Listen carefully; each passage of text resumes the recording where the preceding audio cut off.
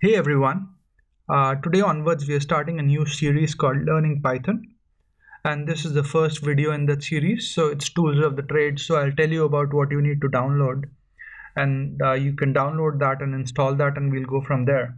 So I've got Chrome here over here, and I've got it open.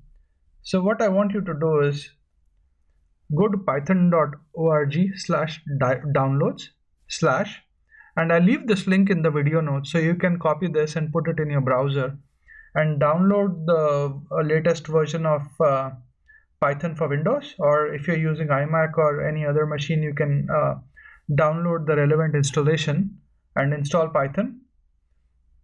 And the next one is to download pycharm. So I've got Windows, and I recommend the community version is for free, and it's a pretty good IDE. So just download this and install this.